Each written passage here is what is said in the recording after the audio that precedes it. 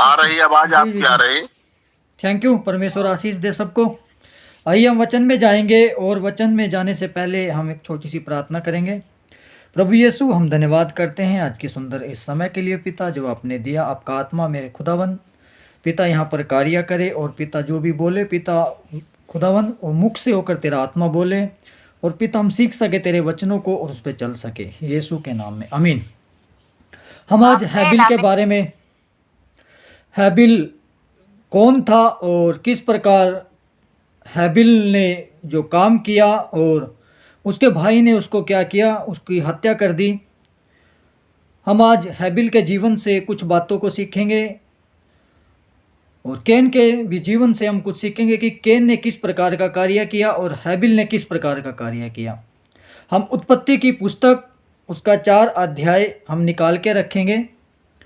हम उसमें पढ़ेंगे दूसरी आयत को। उसमें लिखा, फिर उसने उसके भाई हैबिल को भी जन्म दिया। हैबिल भेड़ बकरियों का चरवाहा बन गया, परंतु कैन भूमि पर खेती करने वाला किसान बना।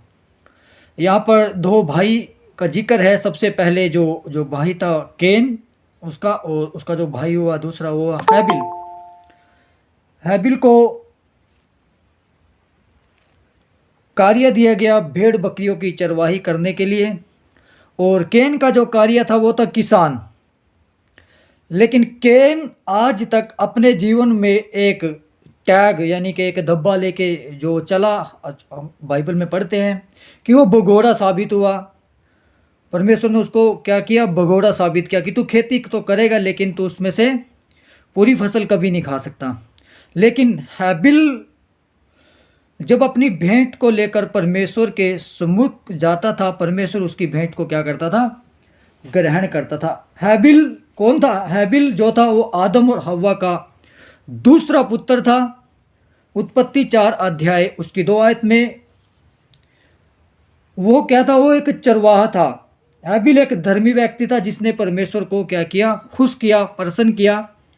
हैबिल एक चरवाहा था और उसने अपने पशुओं के झुंड में से पहिलौठे पशुओं का बलिदान परमेश्वर को चढ़ाया, जिससे परमेश्वर प्रसन्न हुआ। हैबिल का बड़ा भाई कैन एक किसान था, और उसके बलिदान से परमेश्वर को प्रसन्नता नहीं हुई थी। परमेश्वर की अस्वीकृति से कैन क्रोधित हो गया और उसने हैबिल की हत्या कर दी। इंसाफ की एक छवि को प्रस्तुत करते हुए परमेश्वर ने कहा कि हैबिल का लहू भूमि में से उसे पुकार रहा है। मेरे प्रिय भाई बहनों, मेरा आज का जो हैबिल को लेने का विषय ये है कि अगर हम मसीह जीवन को, आज के मसीह जीवन को देखें, तो खासकर अगर हम यूट्यूब या फेसबुक कुछ भी चलाएं, अभी आपको पता है कि बहुत बड़ा, अभी विजेंद्र सिंह जी ने जो भी किसको भी लेके आया, लेकिन उसको बहुत बड़ा बखेड़ा क्या कर दिया, हमारे ही मसीह लोगों ने उसको बहुत बड़ा इशू बना दिया, जब कितना बड़ा इशू वो नहीं था।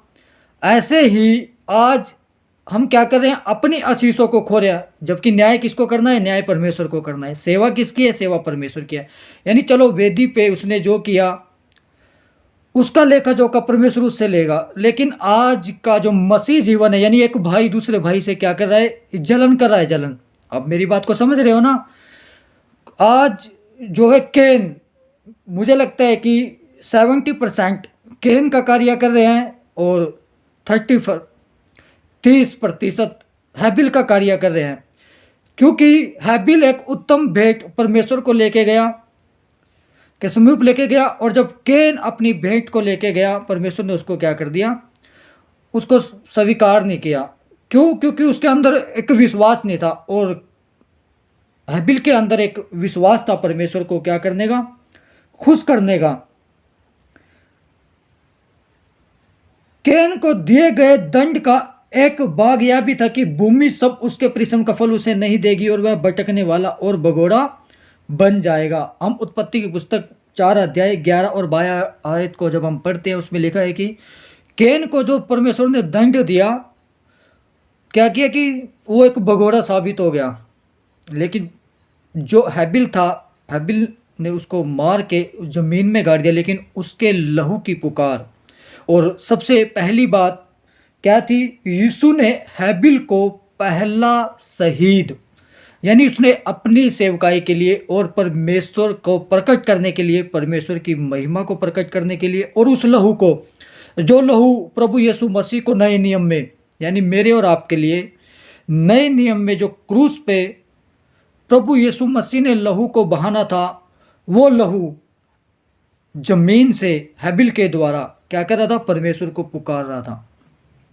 यीशु ने हैबिल को पहला शहीद का, मती का रचित सुसमाचार उसके 23 की 35 आयत में आप पढ़ोगे तो यीशु मसीह हैबिल के क्या कह रहा है, हैबिल की एक छोटी सी गवाही दे रहा है। हैबिल के बारे में उसको अपने चेलों को क्या कर रहा है, हमको बता रहा है। इब्रानियों 11 में हैबिल ने के विश्वास के लिए उसकी सराहना की गई। हैबिल ने विश्वास के कारण ही परमेश्वर को कैन से उत्तम बलि क्या करी, चढ़ाई। विश्वास के कारण ही उसे एक धर्मी पुरुष के रूप में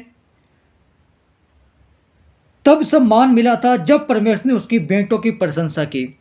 क्या मेरे प्रिय भाई बहनों, आज की जो सेवा देखो, दर्शन परमेश्वर का है, सेवा भी परमेश्वर की है, लेकिन वो इस्तेमाल करता है, वो किसी को भी इस्तेमाल कर सकता है, वो भाई को भी इस्तेमाल कर सकता है, बहन को भी इस्तेमाल कर सकता है, वो किसी भी मनुष्य को इस्तेमाल कर सकता है अपनी सेवा के लिए।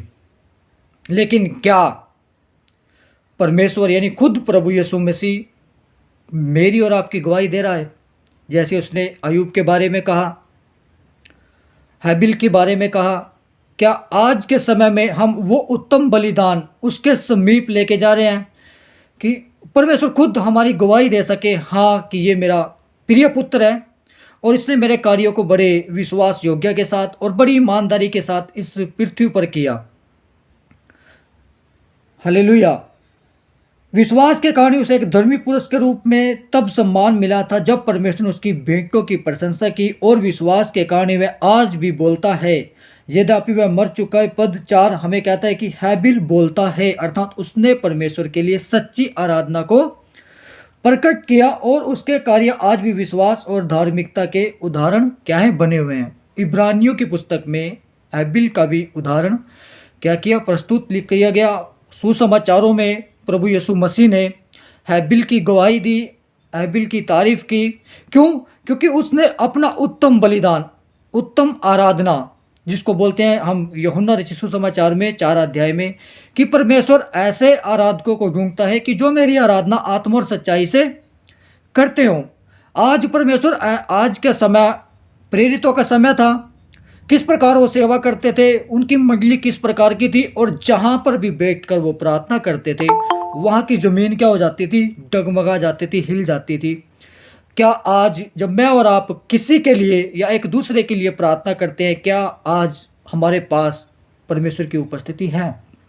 क्या परमेश्वर हमारी प्रार्थनाओं को सुनकर उनका उत्तर देता है? क्योंकि आज का जो समय है वो है एक दूसरे पे दोष लगाने का, और समय निकट है।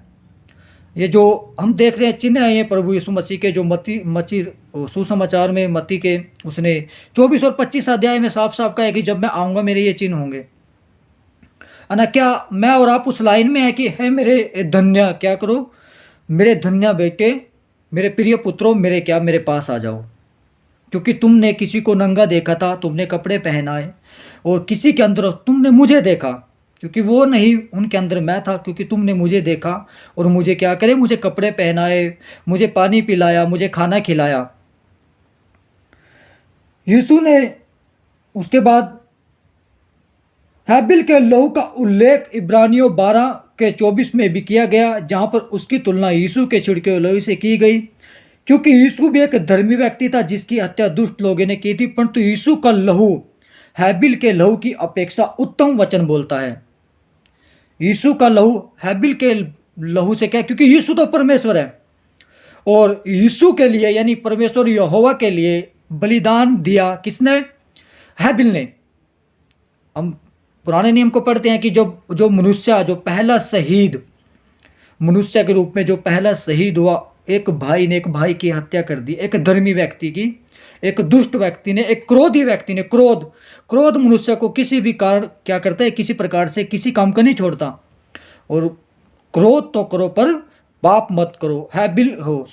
केन ने क्या किया, क्रोध भी किया और पाप भी किया, और इतना बड़ा पाप किया कि उसने एक धर्मी व्यक्ति को मारकर क्या कर दिया, जमीन। ये एक चिन्ह था कि एक धर्मी व्यक्ति यानी एक खुदा परमेश्वर अपने स्वर्ग को छोड़कर एक दिन अपने पुत्र के रूप में यानी यीशु के रूप में आएगा और क्रूस पर क्या करेगा, अपने लहू को बहा देगा। उसका लहू भी आज क्या करता है, यीशु का लहू बोलता है कि मैंने तुम्हें मोल खरीद लिया अपने लहू से। परंतु यीशु का लहू हैबिल के लहू की अपेक्षा उत्तम। वचन बोलते हैं हैबिल का लहू हत्यारों से बदला लेने के लिए पुकार रहा था, यीशु का लहू हत्यारों को क्षमा कर देने के लिए पुकार रहा था। हैबिल का जो लहू था वो क्यों पुकारा था कि उसके भाई ने उसको मारकर दफना दिया। यानी यीशु का लहू क्यों पुकारता है कि मैं तुम्हें क्षमा करने के लिए आऊँ, मैंने जो लहू बहाया, मैंने जो 39 कोड़े अपने पीठ पे खाए, और मैंने तुम्हें उद्धार देने के लिए खाए कि तुम मुझ पे विश्वास करो और उद्धार पाओ। और कभी भी हम देखते हैं, हम सितफनुस की कहानी को पढ़ते हैं, वो शहीद व्यक्ति था, वहाँ से पौलुस का जन्म हुआ और पौलुस ने कितने बड़े बड़े काम किए। और जब हैबिल का जन्म हुआ उसके बाद जब हम उत्पत्ति की पुस्तक को पढ़ते हैं, परमेश्वर ने पूरी पृथ्वी को क्या कर दिया, डगमडोल कर दिया, पलट दिया, बदल दिया। जो मनुष्य थे सबको नष्ट कर दिया, सिर्फ बचा नूह और नूह का परिवार। उसके बाद दोबारा से नई सृष्टि परमेश्वर ने बनाई। हैबिल धर्मी था परंतु उसकी मृत्यु ने मनुष्य जाति की पापमय अवस्था को और उसके पतन के प्रभाव को प्रकट किया। हैबिल की हत्या कर दी गई थी और केन को दंड दिया गया था। जिस प्रकार उत्पत्ति 4 में हैबिल ने परमेश्वर को लहू का बलिदान चढ़ाया था, वह हमेशा से ही पाप के प्रायश्चित के लिए अनिवार्य रहा है। इब्रानियों हम पढ़ेंगे, इब्रानियों की पुस्तक उसका 9 अध्याय उसकी 22 आयत को हम पढ़ेंगे। और जिस भाई बहन को मिले वो जल्दी से पढ़े इब्रानियों की पुस्तक उसका 9 अध्याय उसकी 22 आयत को हम जरूर पढ़ेंगे। उसमें क्या लिखा है, इब्रानियों की पुस्तक उसका 9 अध्याय उसकी 22 आयत, इब्रानियों 9 का 22। सच तो यह है कि व्यवस्था के अनुसार प्राय सब वस्तुएं लहू के द्वारा शुद्ध की जाती है और बिना लहू बहाए पापों की क्षमा नहीं। हालेलुया।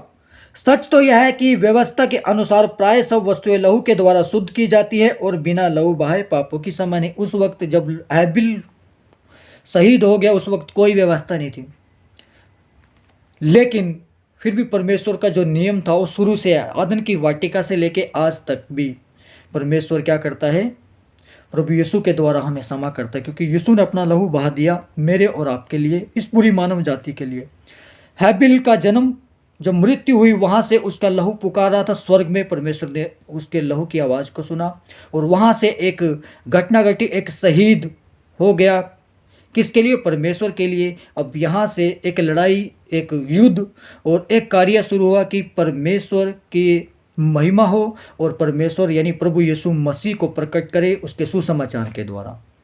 जब और सेवकाई जो है, सेवकाई हम जब सेवा करते हैं, सेवा एक बलिदान को मांगती है और जो उत्तम बलिदान चढ़ाएगा परमेश्वर अपने कार्य के लिए उसकी क्या करेगा, उसकी गवाही खुद परमेश्वर देगा। और जब हम इस संसार को छोड़ के अपने इस कार्यों को छोड़ के जाएंगे तो परमेश्वर कहेगा कि ये मेरा धन्य बेटा या धन्य बेटी, ये मेरी है कि मेरे लिए इसने अपना लहू बहाया। बहुत से हम मिशनरियों को देखते हैं, बहुत से परमेश्वर के लोगों को देखते हैं, क्योंकि आज का ये समय नहीं है एक दूसरे पे दोष लगाने का कि तूने गलत प्रचार कर दिया। जो बातें लेने की उसको लो और जो कार्य मुझे और आपको प्रभु यीशु मसीह ने दिया सिर्फ और सिर्फ उस कार्य को करो।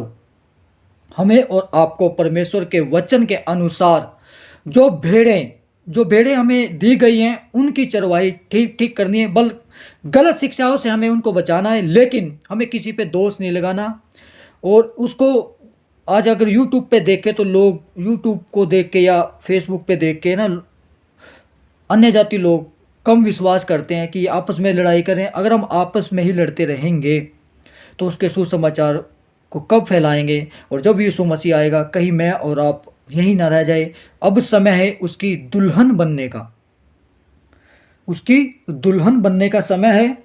हैबिल ने अपने विश्वास और अपने कर्मों से सच्ची आराधना को प्रकट किया। हम जानते हैं कि हम विश्वास के बिना परमेश्वर को प्रसन्न नहीं कर सकते। इब्रानियों 11:6 हमें कहा गया है कि हम आत्म और सच्चाई से प्रभु की आराधना करें। परमेश्वर ने हैबिल के लहू की पुकार को सुना और उत्तम उत्तर दिया। परमेश्वर हमारे जीवन और हमारी आवश्यकताओं का ध्यान रखता है। परमेश्वर आपको और मुझे देखता है, हमारी हर एक परिस्थिति को परमेश्वर पहचानता है कि मुझे और आपको किस चीज़ की आवश्यकता है और किस चीज़ की नहीं। हम एक वचन को पढ़कर यहीं पे समाप्त करेंगे। हम दूसरा तीमुथियुस उसका 3:12 पढ़ेंगे। यदि हम धीरज से सहते रहेंगे, 3:12, पर जितने मसीह यीशु में भक्ति के साथ जीवन बिताना चाहते हैं वे सब सताए जाएंगे।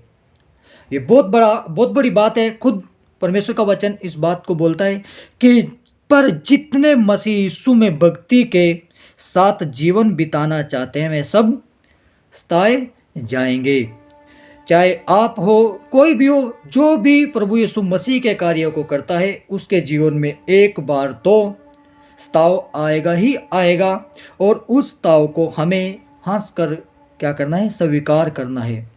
और हमें सिर्फ प्रार्थना करनी है और प्रार्थना ही हमें बचाएगी। हमें कैन के समान नहीं, हमें हैबिल के समान उत्तम बलिदान, उत्तम भेंट को परमेश्वर को चढ़ाना है। सबको जय मसीह की। परमेश्वर इन वचनों के द्वारा सबको आशीष दे।